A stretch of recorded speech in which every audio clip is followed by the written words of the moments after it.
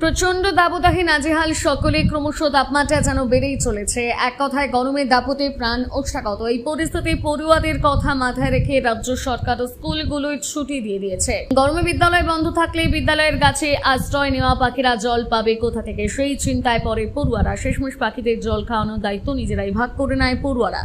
School বন্ধ থাকলে প্রতিদিন নিয়ম করে স্কুলে আসছে হাওড়ার উলুবেড়িয়ার বারমং রাজপুরের প্রাথমিক বিদ্যালয়ের পড়ুয়ারা। স্কুল ছুটি পড়ার আগে গাছের ডালে পাখিদের জন্য মাটির জলের ভার বেঁধে রাখে তারা। প্রতিদিন সকালে পড়ুয়ারা স্কুলে এসে মাটির ভারে জল দিয়ে যায়, যাতে এই গরমে পশু পাখিরা জলের তৃষ্ণা মেটাতে পারে। আমাদের স্কুলে সবার নামে একটা করে বন্ধু গাছ আছে। সেই গাছে অনেক পাখি এসে বসে। তাদের গরমে খাওয়ার মতন কোনো জল নেই, তাই আমরা বন্ধু গাছে একটা করে ভাঁড় বেঁধে তাদের জল দিয়ে রাখি। প্রতিদিন এসে জল দিই, তাই পাখিরা সেটা খেয়ে যায়। এই প্রসঙ্গে বিদ্যালয়ের প্রধান শিক্ষক রাজদূত সামন্ত জানান, এখন গ্রীষ্মের ছুটি চলছে, তো এই গ্রীষ্মের ছুটি চললেও আমাদের বিদ্যালয়ে অনেক গাছ আছে, ফুল ফল এবং ভেষজ গাছ আছে। প্রত্যেকটা শিশুর নামে একটি করে গাছ আছে।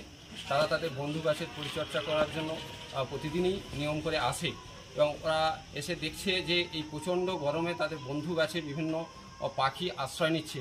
কিন্তু এই প্রচণ্ড গরমে পাখিরা জলের অভাবে প্রায়শই আমরা দেখতে পাচ্ছি যে পাখিদের হিটস্ট্রোক হয়ে পাখিগুলো মারা যাচ্ছে।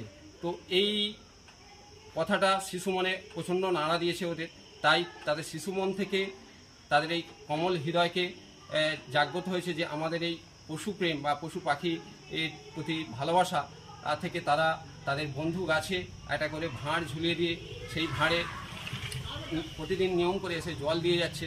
এইটা আমরা প্রায় 3-4 বছর ধরেই এই জিনিসটা করছি। এর ফলে দেখা যাচ্ছে যে পাখিগুলো গাছে এসে তারা আনন্দের সঙ্গে পলকাগুলিতে ভরিয়ে তুলছে এবং শিশুরা সেইগুলো দেখে তাদের মন আনন্দে প্রফুল্ল হয়েছে এবং আমরা পরিবেশের পশু পাখিদের প্রতি এই দায়িত্বশীল শিশুদের ভাবনাটা গড়ে তোলার প্রতি সচেষ্ট হতে পারছি।